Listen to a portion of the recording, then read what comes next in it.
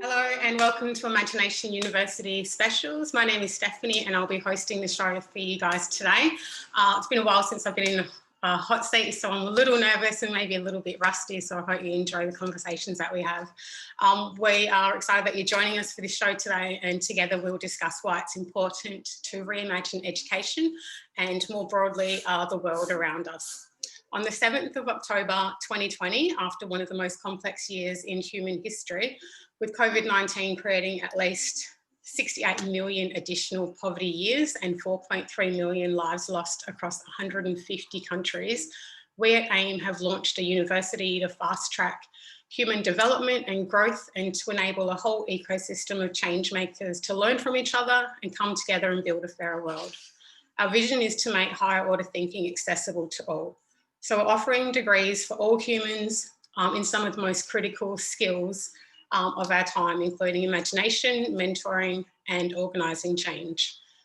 We're set to open the doors of the virtual university on the 1st to the 5th of February in 2021. Really excited for that.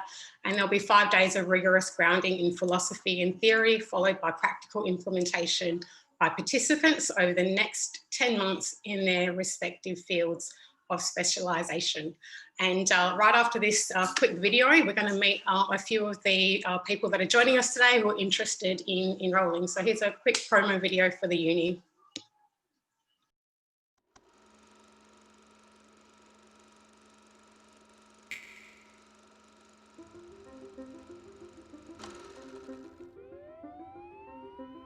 We know what happened in 2020.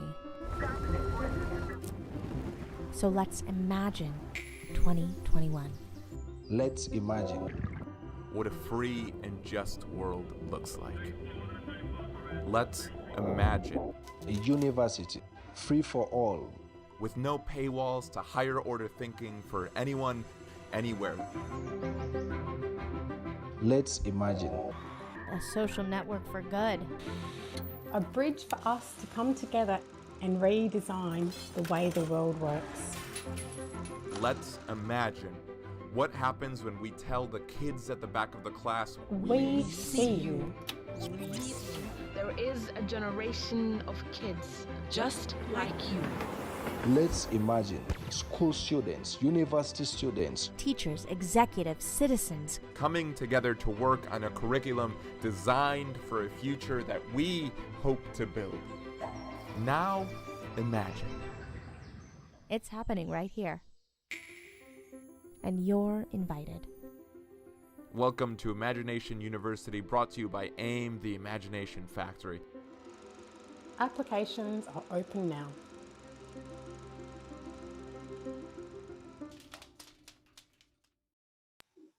So let's kick into meeting our first guests, and we have Tori. You're going to have to help me out a little with your surname pronunciation, Tori. You're joining us from, I believe, Salesforce, the team at Salesforce today. Actually, yeah, it is Salesforce. What brings you to AIM? Yeah, it's Mansuranis, a tough one. Would never expect that out of you. Yes, so I'm part of Salesforce.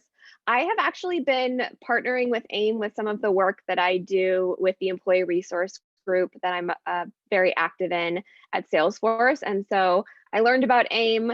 I got excited about AIM. And so when I heard about this program, I just absolutely wanted to be a part of it. That's great to hear. We also have Michael Haynes joining us as well from Future Commons. Welcome to the show. Thanks for joining the discussion. Why don't you give us an intro to yourself, how you landed on our doorstep, and some of a little bit of insight into some of the work that you're doing.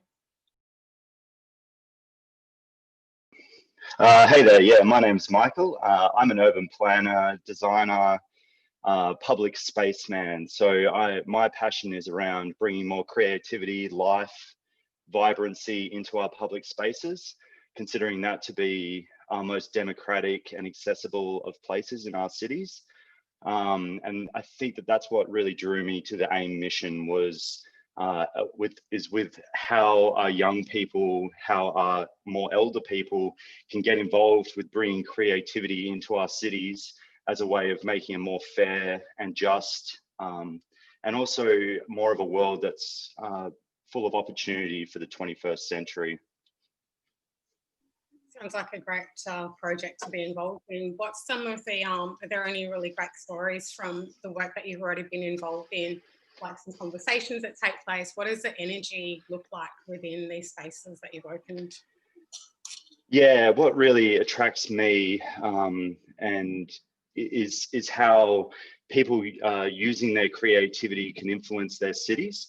So some of the more significant projects I've been involved in were the 100 Years of Anzac. And I really wanted to impart a different sense of what the Anzac story was about.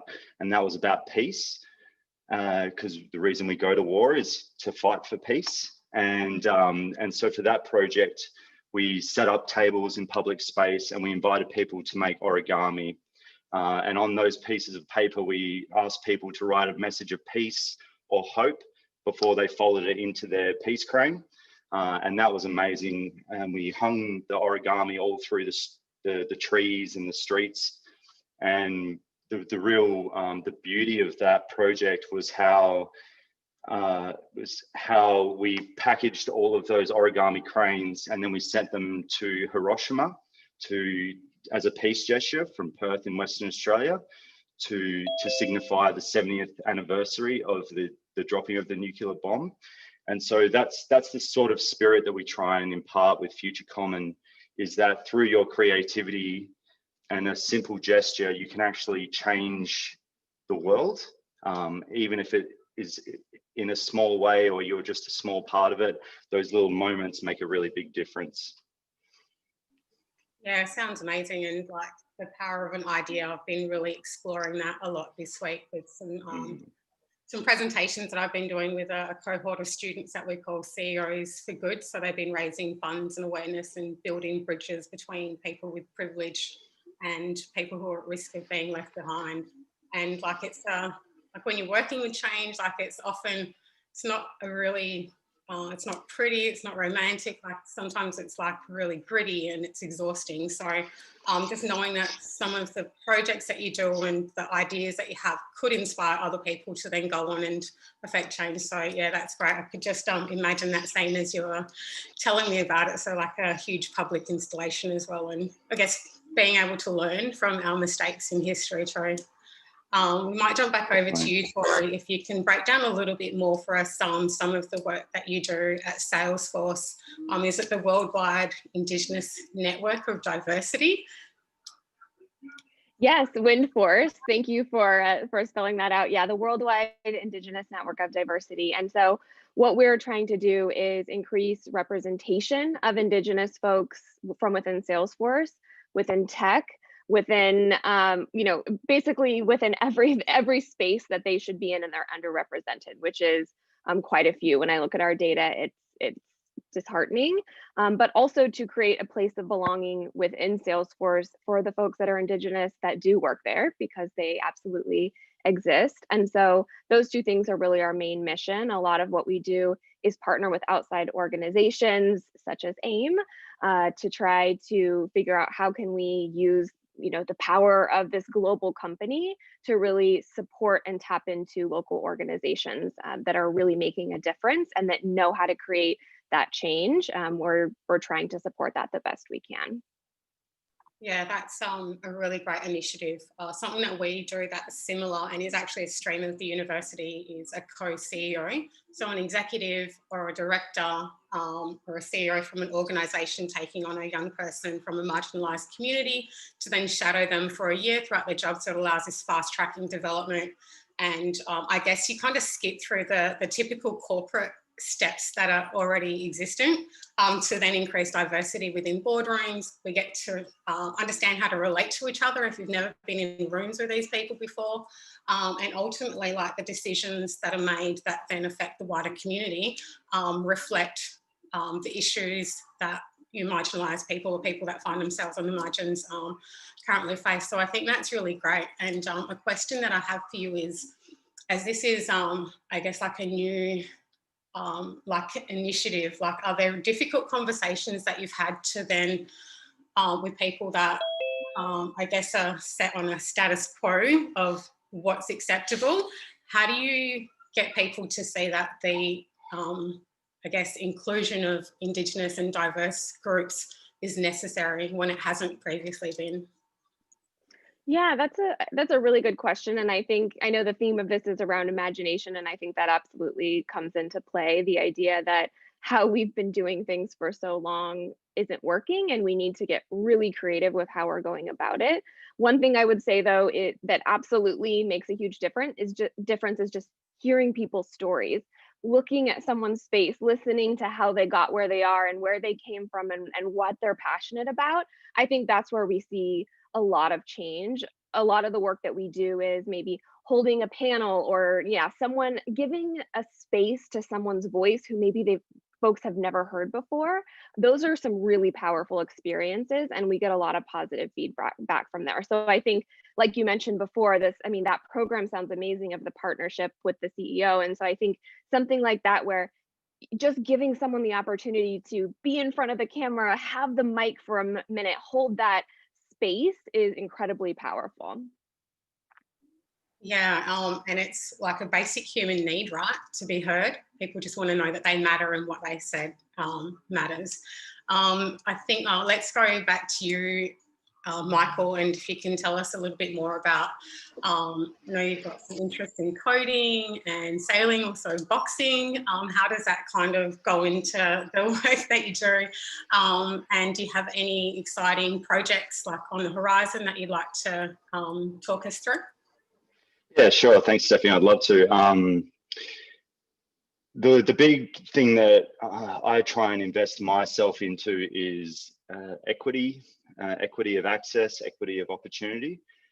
And that's what really inspired me toward bicycles and more broadly micro mobility. So that includes scooters and mopeds and all of the, and skateboards, is that when we bring down the barriers for people to be able to access opportunity, which I see the bicycle as being great for, it really opens up what the world can represent for you as an individual or as a society or a community. When we strive for equity, it means that we start to think about what these barriers are to be to living a productive, fulfilling and fortunate life. And that's one of the reasons I really wanted to get involved with AIM, was I saw that that value set was shared. And so we're working with the University of Tasmania down here in Hobart to create a program to make electric bicycles more equitable, like to be able to have an electric bicycle to be more equitable. So what that means is the university subsidizes the cost of getting that bike and giving all of those people, whether they come from a lower socioeconomic background or from a disadvantaged community, access to an electric bike, which really opens up their world, while also having this incredible positive effect on people's health and well-being. Their ability to self-determine how they relieve their stress by going outside, getting the fresh air, getting some exercise in a way that doesn't cost you any money, in a way that is available for you at any time, whatever's going on. And I think that those kind of initiatives that bring down those barriers to like I say, a productive and healthy life is really a key step to really balancing the outcomes that are happening in our society. And then more broadly, what I also love about people going out and walking and riding bikes is that that's when we start to bring down those barriers between different groups of people, whether that be from higher or lower classes, advantaged or disadvantaged communities, because the public space has that real shared sense of democracy. You're all in it at the same time. And being able to look people in the eyes, say hello, give people a smile is such a disarming aspect of what it means to feel included and to be a valued part of a society. And that's why I really work to get more spontaneous interactions between people, really providing the opportunity for people to meet someone they would never normally meet from their schooling or from the suburb that they grew up, and really having that option to interact, engage, learn to love, realize what you are, what you have to contribute, and to feel alive and vital through that whole experience. Yeah, it's so well timed as well. I think like just being, I guess, in COVID and lockdown and working from home, even though I'm based in Queensland and it's relatively safe for me to go out and everything's open, I feel like, oh, I have to go to the house now. Like I'm really getting used to just staying indoors. And the idea of, the face-to-face and how that breaks down barriers, it disarms people for sure. And there's no other better way to get that human connection and see each other for who they are. Are you planning on doing this through one of the streams within the university at all? Sharing some of these ideas more broadly, maybe? Maybe around the bicycle, that's one aspect, but there's also all these other opportunities, especially around micro business and public space. So how we can reclaim our streets away from cars and car parking, which are very aggressive, and it's quite a hostile environment. How we can really open up our public space to give that seed area where you can try and start your new little business, or you can test out some new juices that you're making, and for that to be a pipeline into maybe choosing an entrepreneurial pathway, meeting someone who can be your mentor, meeting someone who really likes what you're about, and then provides you more opportunities into the future. So really creating a space where people can put themselves forward to their wider community, and to let general market and social interactions lead to those next steps, which can be really fulfilling. Yeah, and sounds like a really organic process as well, which is great. And Tori, how about you? Do you see yourself being involved in the university in any of the streams in some way? Yeah, I mean, I would absolutely love to. It sounds like such an interesting global view on the opportunity. I am actually based in the US, in California, so a whole different time zone. Hopefully that would make it possible for me. But I think that there's something really powerful to what I understand about it. And it's something I'm very, very passionate about. As a first generation college or university student, I have spent a lot of my time, now that I have access to certain spaces and certain places, trying to do what I can to learn how to give other groups of people access to that, connect them with the right people. And so anything that I can do to contribute, but also really just to learn from the university, I would absolutely like to be a part of. Brilliant. Well, it's been great chatting with you guys today. You've given me a few ideas as well, which hopefully see your projects in some way, shape or form come to life within the university. We're going to kick into a NAIDOC video that we've put together to celebrate NAIDOC in 2020 with some strong Indigenous leaders, both young and old, that we had on the show throughout the year. And we're going to meet our next panel of guests right after this video. Thank you.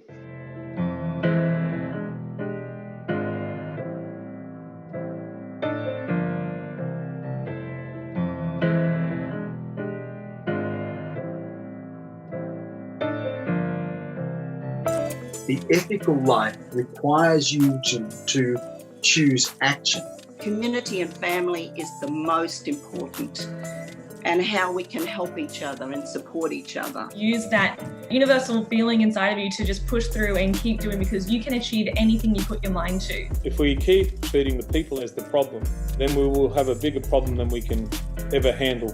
Discipline is so important in any aspect of work, and writing is work.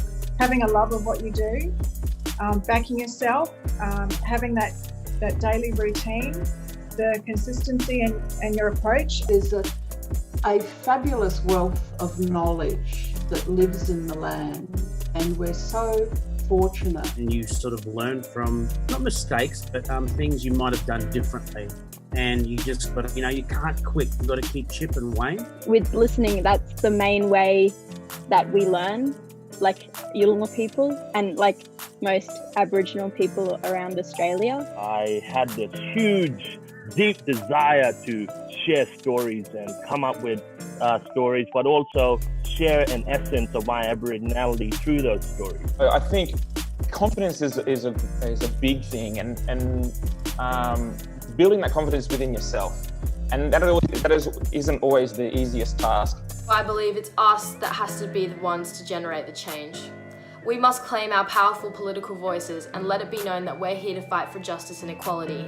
And this whole thing that the past is history and has lessons in it, but it's not your future. And what you need to do is to, as we've been saying, flip the script and say, the past, what are the lessons to learn? And how am I writing my future by taking the initiative in the first step? From moment to moment, no matter how oppressive your circumstances, there's always a choice to be made. And there's usually more than one choice. What we're aiming to do is make a more united Australia, and also create more Aboriginal Torres Strait Islander researchers. Our researchers really are change agents, they're designers, they're knowledge holders.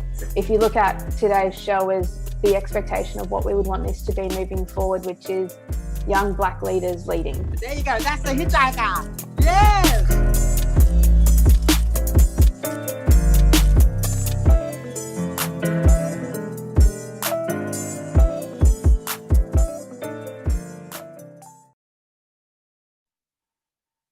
That video always makes me smile, and it's on to our next session for next segment, and some more smiles I think are coming your way because we have Owen joining us from the West Coast of the US. Hey Owen, how are you? Like to introduce yourself, tell us where you're from. Hi Stephanie, I'm doing well. I'm from Ashland, Oregon. It's a little corner of Southern Oregon in the USA. And I just graduated from a more traditional like 4-year university. It took me 5, but that's the new average, and doing it at all is really, really cool. And so I think now the next step is saying, hey, how can I use what I've learned to make sure that the education that I've had the privilege of attaining is more accessible to everyone across the board. Yeah, that's a great purpose, I guess, to have with your life and to use your education in that way. Can you tell us a little story about how you got intertwined with the AIM world? Absolutely. So when they were coming around doing tours of the US, trying to get the first batch of mentors, I was approached. And unfortunately, I was in the midst of graduating and I had a million different hats on. Right now, I've only got a glittery cowboy hat and a purple plastic butterfly crown. So, you know, it's nice and cool. But I hadn't forgotten what an amazing program this is. I think that there really should be more opportunities like this to see the level of higher education thinking without all of the stigma and barriers and application fees to even see if you can get in the door. I think it's really important to break down barriers now more than ever. In light of the pandemic, you know, being online has kind of become a necessity. I think that also higher education, a lot of times it focuses on memorizing the right answer, but I think that we need to reimagine the way we approach it and next ask, is this the right answer? Is this the right thing to do? Should this be what we're doing? If that makes sense. Yeah, definitely makes sense. And if you can't break down the barriers, how about we build a bridge over it and we'll just get in there any way that we can.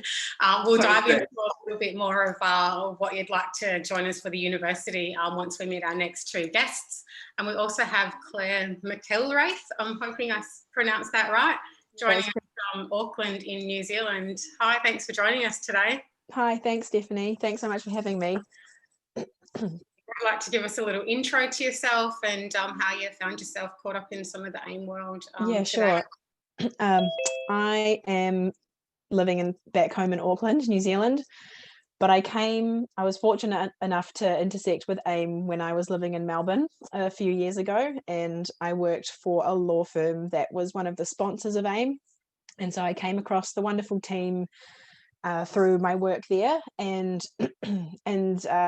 then I moved back to New Zealand a few years ago, and I just felt that we were in dire need of the amazingness that is AIM over here as well. So over the last year or so, I've been having chats with the awesome team in Australia, thinking about how we can launch AIM here in New Zealand.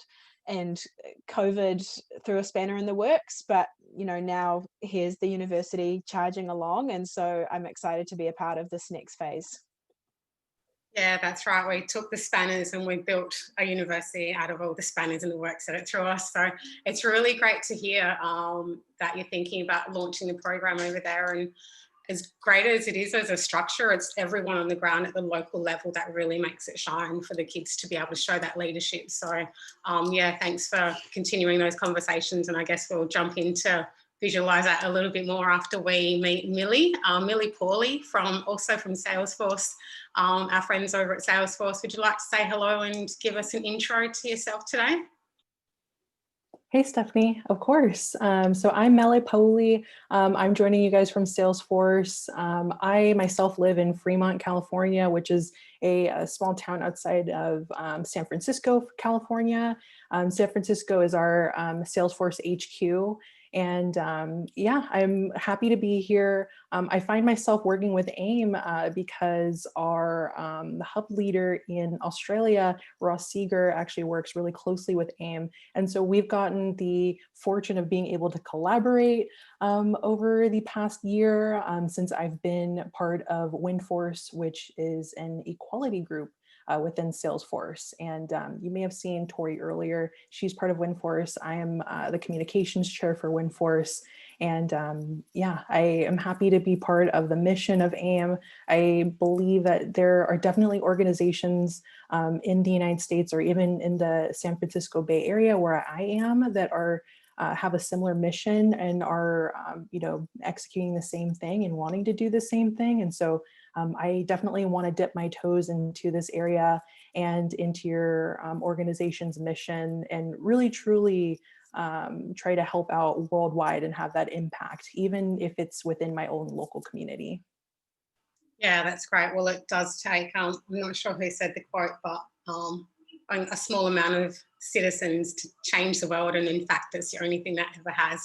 It's going to haunt me now. I've got to figure out who that was. So maybe if someone can chuck it in the chat to help me out. Yeah, it's great to find organisations where your visions align as well. And like, I'm really fortunate that the work that I get to do is really purposeful and really meaningful as well. Like it's fairly busy days, but you know that you're able to have an impact. So thanks for joining us. And do you see yourself joining the university in some way to join us in February at all?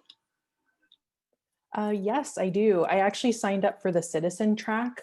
So I'm kind of dipping my toes in like that in a way that, you know, I can affect change in my own local community. And hopefully, you know, I've always wanted to get more into community organizing and being able to help the folks that, you know, could really use the help in my community and figure out ways to kind of spread that, you know, even across the pond. Yeah, sounds incredible. Let's swing back to you, Owen, and I've read a little bit of your bio, and so one of your main goals is in every interaction that you have is to leave conversations feeling more confident and cared about than when you began the dialogue. Do you want to tell us, like, when did that start with you? Has it always been part of your personality? I think it's a bit of both. On one hand, I am just a personable person, but on the other hand, I think that even before this pandemic, there's just the go, go, go culture. We're so hesitant nowadays to just stop and have a conversation with a random person. And the conversations with random people I've had have yielded the best advice. So I think that in part, I just want to make sure that we all know we're a part of something. Like, we'll all be hurrying at different levels to go to different places, but realistically, we're very much connected. And being able to remind myself and others of that whenever I can just makes me grateful to be where I am more so. And that being said, I think that everyone wants to be heard too.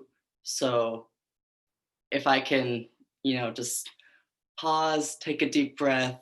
Okay, I don't need to hurry all the time. I would like this person to know that I hear them and see them. I'm set out to change the world, and I think that that's a pretty convenient way to do so. For example, you know, when you break a bone, you know, it's not just one break. It's a lot of little micro fractures from repetitive actions, and then that makes us susceptible to the big break. If we look at, instead of a broken bone, standardized higher education, then, you know, the hoorah big grass movements, that's really important, and I do love being a part of those. But it's the talking to people, the just the little everyday interactions that make people a lot more susceptible to bigger change. And so I think it's doing the legwork, so to speak. Yeah, I think like you're just displaying like so many qualities of leadership. You must have had some great mentors along the way to help you develop those aspects to your personality. I think, yeah, I've been involved in a program now for like 3 years, from program manager, centre manager to assistant creative director. And those best interactions are when you're having those mentoring sessions, and the activities are great because you get some critical thinking, but when you get to break it down and really tap into the student's dreams and hopes and how they want to achieve their goals, like you're putting them all out there for yourself to visualize and achieve. And like, yeah, being heard is like, I think one of the most important things. So yeah, I'm really excited to see where it lands next year in Oregon, and I'd love to be a fly on the wall of one of your program days, because I think it would absolutely go. I think we might jump down to you again, Claire, and if we talk about like the legal field as a profession in general, it's not usually something that you associate the word imagination to a lot. What's your view on that? Is there much imagination being utilised within the legal stream, or how is it being used within the legal profession today? I'd say that's a fair assessment, but that thankfully I think that the profession is going through a bit of a rejuvenation, and probably varies hugely jurisdiction to jurisdiction, but I've even heard the Chief Justice in New Zealand herself speak directly that the entire system has gone through a big change since the 1980s here in New Zealand, and continues to do so, and it's actually is finally undertaking some self-reflection. So I think also that the legal profession is viewed as probably quite fairly as very stuffy and very traditional, and probably accessible only to a small proportion of society. But that doesn't serve society at all, and that has created a huge issue in terms of access to justice, and that society will be much better served when those who are part of the legal profession represent society as a whole. So it is exciting. I think we should be hopeful that the profession broadly, like from lawyers to the judiciary to law, to what they're teaching in law schools, hopefully is recognizing and hopefully starting to put into practice that we need a much more diversity in the profession, and that's how we're going to open up access to justice. So I guess that is, yeah, as I said, self-reflection and embrace. I guess the legal profession is trying to use its imagination to figure out the challenges that it's facing. Yeah, no, that's really great to know, because when you do get left out of, I guess, those decisions and you fall victim to the justice system, like it can be really hurtful, and that covers like a whole range of people. And there's consequences, obviously, from that then may lead to being imprisoned and affect you like the rest of your life as well. So, yeah, really great for you to break that down for us. Maybe if we use our imagination, can you take us on a walk of what you think the program would look like if we were able to get to NZ next year? I think the program will, I mean, it'll be I'm using the word again, imagined version of probably the traditional AIM model of focusing on high school students from more disadvantaged backgrounds, because, you know, it's the same. There's a lot of reflections, I feel, across the Tasman between Australia and New Zealand, particularly with Indigenous Māori students, and obviously Auckland has a huge Pacifica population as well. And so I see AIM being able to provide the traditional AIM model, but I guess in a post-COVID era. So I'm excited that despite the challenges that COVID has brought, so we're not going to be doing as much face-to-face, etc., but I'm hopeful that we'll bring here that grassroots mentoring program where we recognise that it's actually the kids that already have all of the potential they need. We just need to help them realise that they have everything they already have. It's our job as people who have already been through the process to help them unlock it. Yeah, absolutely. And we have this session that we run in some of the program days called Keys to the City. And you get this really great energy in the room because you leave it open for kids to say, okay, this stage is yours. Show like you can curate the next session, and there's so much anxiety and tension and like who's going to go lead. But when someone does step up and then curate the session, maybe they do it like in partnership with another kid, you shift perceptions from the other people in the room of what that kid's capable of. So a way that we like to phrase it is that they're the solution, not the problem. And once we give them the stage to lead, you get to see them shine. So we're about to kick over to our next segment, but I really want to thank you guys for joining me today. It's been great to talk with you about all of your individual visions, and I wish you luck on your journey as you join the uni next year, bringing those to life. Thanks so much, Steph. Well, good. We're now going to kick over to another promo video that we had where you'll see Jack break down some of the streams in a little bit more detail. So we'll be back with a few more guests on the other side of this. Hello everybody and welcome back to IMAGI-NATION TV. We've had an amazing break as we've been working out how we can do our best to organise change around the world, how we can look to build bridges, how we can look to shift the economic models from cash exchanges, which has seen so many people missing out, to seeing how we can exchange knowledge and kindness and support each other in different ways to hopefully build more of a fairer world together. We're looking today at imagination, at mentoring, at building bridges and bringing this group together so we can organise change. And the framework that we're looking to bring together the whole world under is IMAGI-NATION University. You can head to aimmentoring.com and put in your expressions of interest now. If you're a school student looking to create change, if perhaps you've been outside the margins and you've been in a situation where you feel like the world doesn't see you, well, we see you and we see your worth and your value. And we want to give you a stage to show the world that you're not a problem to be fixed, but you're the solution. So there's plenty of entrepreneurship opportunities for school students from around the world. For university students, you get to get out and do your apprenticeship in organising change. Obama in his 20s, Jacinta Ardern in her 20s, they went out and they worked on the ground and worked out how to move people, how to hustle them and follow them up to make sure they can move from today to tomorrow so we can actually create tangible change. And this job, as a university student, you get to be an imagination president. You get to get 100 of your friends and go down and mentor 100 high school kids and build that bridge between those that are potentially going to have power in the future and those who are at risk of being left behind. For teachers, you get to bring imagination into the classroom and light up those classrooms so we don't end up with so many kids outside the margins feeling like the mainstream system doesn't see them. Let's flex the model and work within the walls of what's already there and see what we can bring to life. And for executives, you'll have the chance to level the playing field. You get to engage in a project for change for 10 months and let's see what we can do. And hopefully then all of these schools that are sitting there without guides or mentors from outside in the community suddenly have someone knocking on the door and we get to get out of our own little bubbles. And finally, for citizens, you'll have an opportunity to bring about your own project for change. So today we open applications, they'll be open for the next 2.5 months, and then February 1 next year, we'll open IMAGI-NATION University to go out and build that fairer world that we're working towards. And here's our launch film that we've created for this very special moment.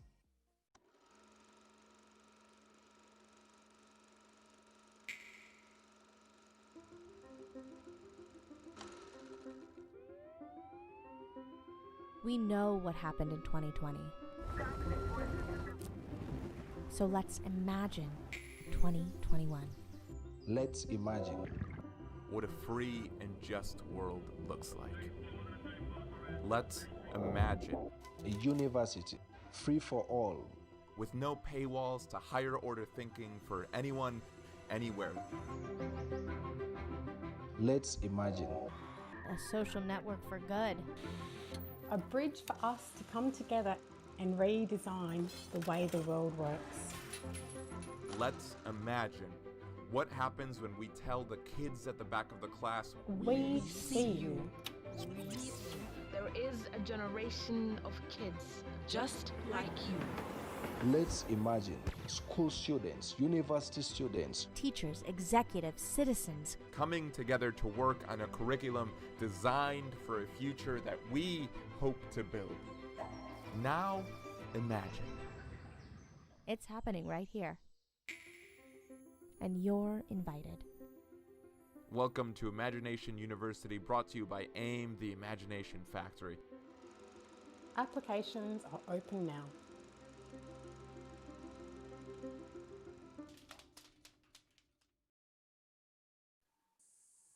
Hi Amelia, how are you today? Thanks for joining us.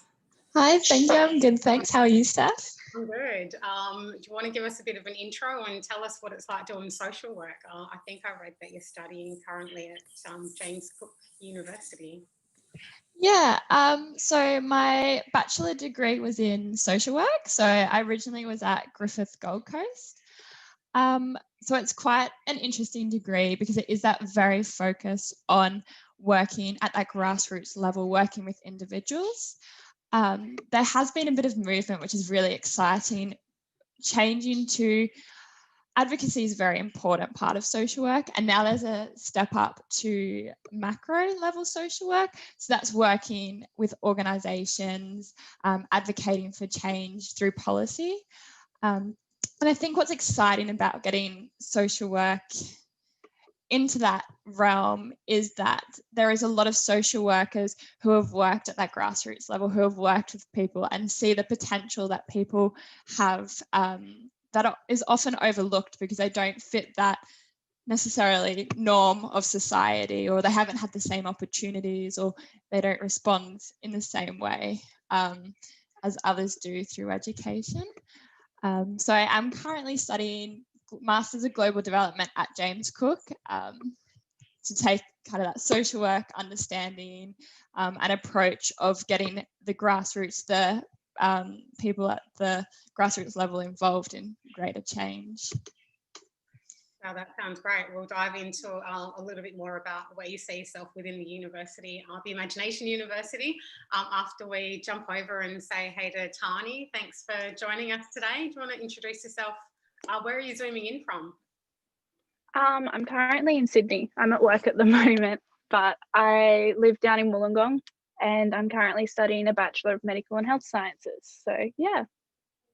Awesome. And you've been a part of the program this year, is it? I originally started with AIM back in 2015 as a mentee throughout high school, and then yeah, I've just started this year as a mentor. So it's really good. That's awesome. Are you considering taking on one of the roles within the Imagination University for next year? Yeah, definitely. I think it'll be awesome to be able to give back. AIM was such an awesome time in high school, and to be able to let other students see that too. It'll be great.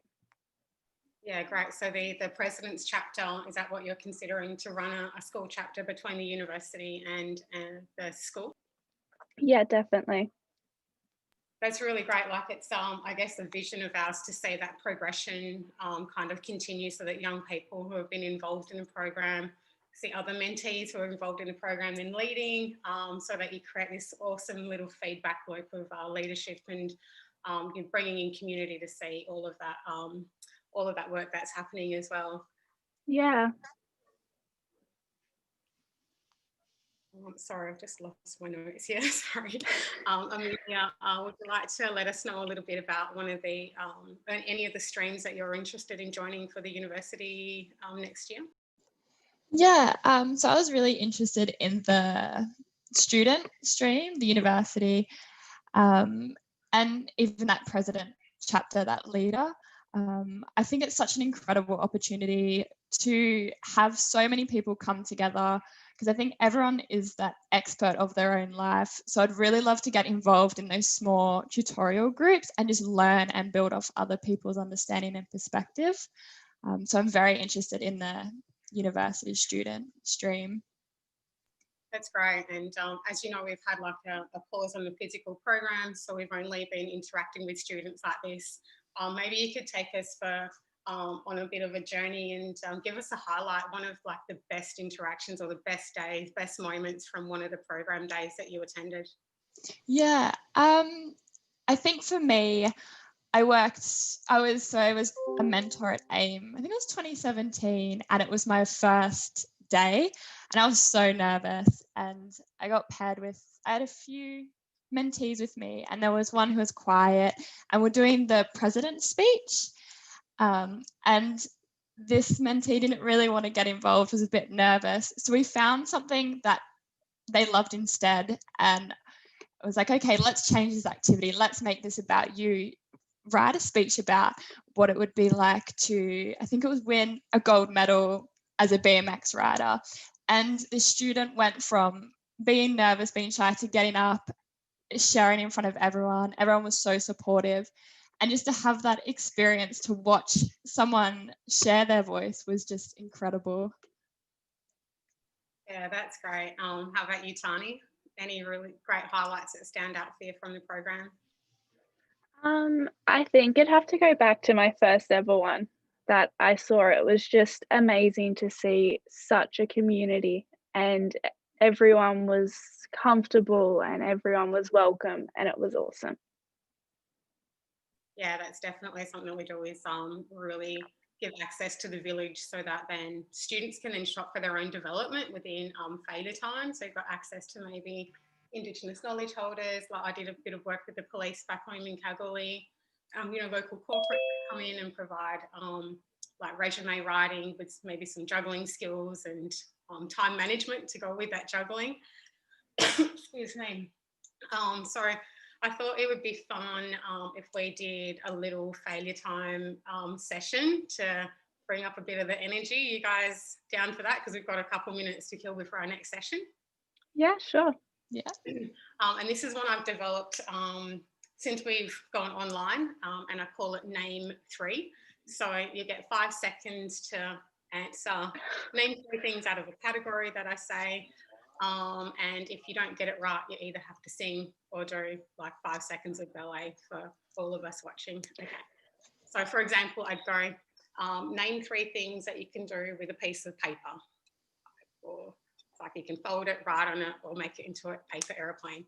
So who wants to go first? I'll go first if you don't want to go first, Tani. Yeah, go for it. Awesome. And this is where we get the nerves, like, encouraging them to get outside their comfort zones. This is where all the growth happens, but it's a gnarly experience. Okay, cool. So, Amelia, name 3 snacks that you can get at the cinemas. Popcorn, choc tops, chocolate. That's 3. Well done. Name 3 things that you can do with water. You can drink it, you can spray it at people, and you can swim in it. Well done. Okay. You, Amelia, name 3 of the gases or compounds found on the planet Jupiter. Oh, oxygen. Yeah, it's always a hard one for the last one. So you've got the option to either sing us a song, could be a nursery rhyme if you like, or do 5 seconds of dancing. I will do 5 seconds of dancing. Whoa. Okay, I'm gonna have to take my headphones off, but I'll get going.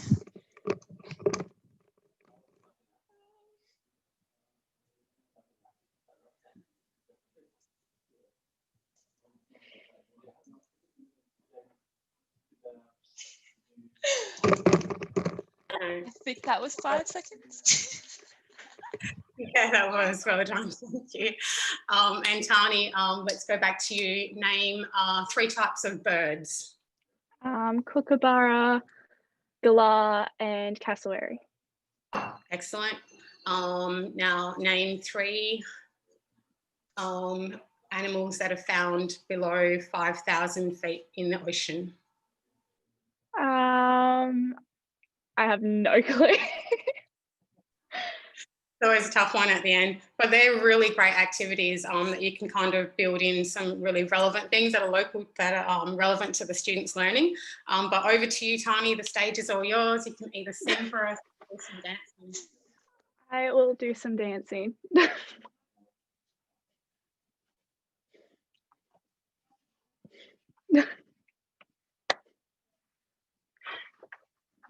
Good job. That was about 5 seconds. Yeah, it looks suspiciously like a TikTok. Not that I know much about that.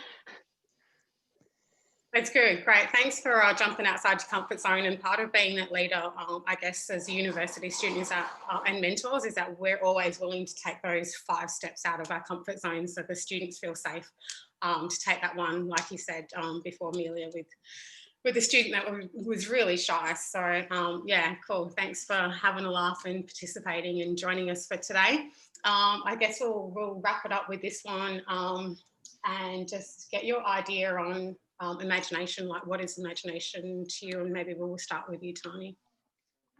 Imagination to me is just really being yourself and doing anything you could ever dream of.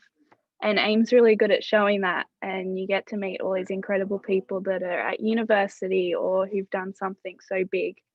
And as a high school student, that's amazing. So yeah. Cool. And you, Amelia, what are your thoughts on imagination? Yeah, I think I can sum it up in having knowledge is what you know, but imagination is what you can do. So when you have imagination, it's what you learn knowledge to build towards. So for me, I imagine what I want the future to be like, what I want the world to look like, and having that imagination allows me to take those steps forward. And it's not limited, so you can imagine anything. And I think if we can imagine it, why can't we achieve it? So I think it's quite, it just helps with curiosity. It pushes us further and can create the world that we want to see. Yeah, well summarised, thank you. That was great, and thanks for the dance. It was really fun. Hope you guys enjoy the rest of your day, and good luck with your challenge next year to start those student chapters. You too. Thank you, you too. Bye. So kicking straight over into our final segment for today, we've got 4 guests joining us for the panel. Have we got you there, Harsh? Yeah, I'm there. Hi, how are you going? Would you like to introduce yourself, actually? People already know me, and let us know how you landed on our doorstep. Oh, yeah, sure. I'm Harsh Sajdev. I'm from India right now. So I'm based in India, Pune. It's a city in India. And currently it's around 7 a.m. here, so it's pretty early in the morning. And I landed AIM by searching about RISE. So it's a particularly a program that is there only for the high school students. And there I saw AIM as an option for me to explore. And I just wanted to explore a few new things, and a thing that has been out there since 2015, 2013 that I've seen. So I just wanted to explore a new particular program as an ambassador, and it felt really awesome to be an ambassador for something. So that's why I just joined AIM. Awesome. Thanks for getting up so early to join us, and we'll jump into a little bit more of that after we meet our other guests as well. We also have Asha Bowen Sanders joining us, social change artist from the Waste Free Way. Thanks for joining us, Asha. How are you going today? I'm going really good. Had a good surf, and yeah, happy to hang out with a bunch of amazing people online. Yeah, it's nice when you surround yourself with like-minded people, like building this family around you, I guess. Would you like to tell us a little bit about the work that you're involved in? Yeah, sure. I've got a bit of a diverse, plethora of things that fill my life at the moment, but a lot of it circulates around positive social change. So a lot of the different work that I've been involved in the last few years has been around kind of arcing up noise about social change and looking at different approaches in terms of like creating awareness around social, environmental and economical injustice. But my partner and I both have approaches that are like really positive and fun and silly, and just try and bring about that absolute lightness to get people in the middle of the bell curve really excited to make steps and actually being like steadfast in their personal lifestyle changes. A lot of it's around environmental living, so I teach people how to live waste free. We talk about a lot of plant-based living, a lot of non-consumerism. But yeah, I guess my gateway thing to get people hooked on all of this kind of critical thinking is waste-free living. Yeah, that's awesome. And do you feel like your fun approach to it then allows people to engage rather than seeing it as like problems that they can't really have an impact on. Yeah, totally. It breaks down the walls of us and them in terms of like environmentalists and non-environmentalists. It just kind of reminds everyone that we're all just people doing our best. And it also shows that there is no like right or wrong way to do it, you know, like trying to demystify all these lifestyles with rules like being zero waste and being vegan and all these things that you can get wrong. And kind of just smushing that down and ripping it apart and just massaging it into like, oh, we're all just living and we can all teach each other how to live more consciously and share knowledge and show ways. And if we all then use these voices to then start speaking to industry, we can actually make massive changes. And that's what I've been seeing the last few years as well. So pretty awesome. It's great. How about we jump over to Stu as well? Sorry, Stuart. Yeah, no worries. Intro. How are you going today? Why don't you introduce yourself and let us know a little bit about the work that you do? Yeah, thank you. Yeah, Stu, I'm a dad of three little rat bags, which keep me busy. During the day, working, I'm a banker. Been working in banking and finance for 20 years. You know, it's a interesting industry to be in, though I've got a real passion for financial wellness, financial literacy. You know, the organisation I work for is really focused on that as well. Helping people get into purchase their first home or upgrade to a second home. So, you know, a fantastic thing to be involved in. And that's what I spend my days doing. Yeah. Awesome. And I see that you're looking to step outside your comfort zone as well. I should have had you in the failure time session doing a little bit of dancing with us earlier. Where do you see yourself fitting into the university? Do you have a project in mind that you'd like to undertake? No, look, I've been a follower of AIM for a while now, and I was attracted and initially just through the National Hoodie Day, and that was a really sort of, I guess, a passive way for myself to support what I think is a great initiative and great organisation, and you know, to pay out a few dollars and get a hoodie, and I guess as an introvert, then make a statement by wearing that in the community or in the workforce. So it was a really easy way for me to get involved. I guess now being involved in the university is me stepping out of my comfort zone and you know, being a bit more proactive in terms of coming up and working with new initiatives myself. Yeah, that's awesome. Great to hear. And Harsh, I've had a little look over a list of your expertise that you've put down for us. It's quite big. Maybe you could tell us a little bit about your ethical hacking and what that means.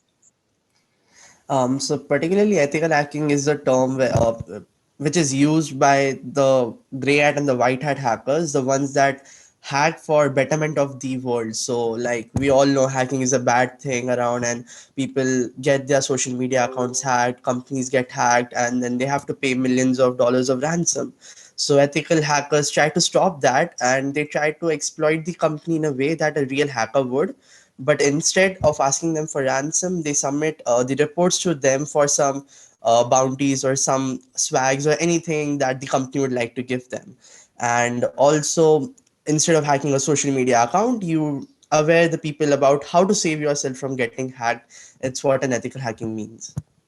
Yeah, really great initiative. And do you see yourself tying the work that you're doing currently into the IMAGI-NATION University next year at all? Yeah, sure. Next year I'll be done with all the exams and everything that I have to do with my high school. So next year is going to be a pretty free year for me. So it would be great to have something going around with my life extra. That's great. And we have actually run out of time, but I just want to wrap it up with maybe getting a couple words from each of you on what you think imagination is. Is it even important? Like, is it right for us to be focusing on this at this time? Maybe we'll start with you, Asha. I 100% think that the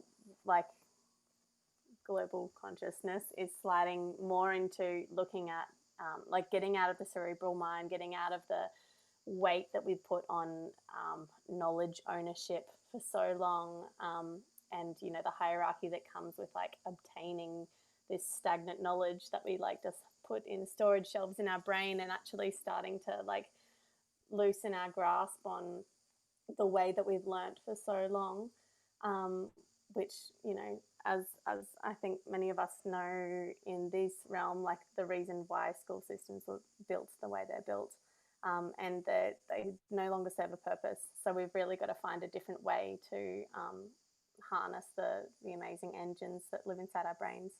And I think creativity and expressing and problem solving through creativity is like definitely the way that we're going to shift a lot of major issues that we're seeing in the world right now, especially in terms of the state of the environment. The only major things that have been working lately I've seen have been like really creative, imaginative solutions that have generally come from young people. Yeah, really well articulated. And imagine if we're all doing that within this great social network for good within the university, sharing those ideas amongst each other as well. How about you, Stu? What's your thoughts on imagination?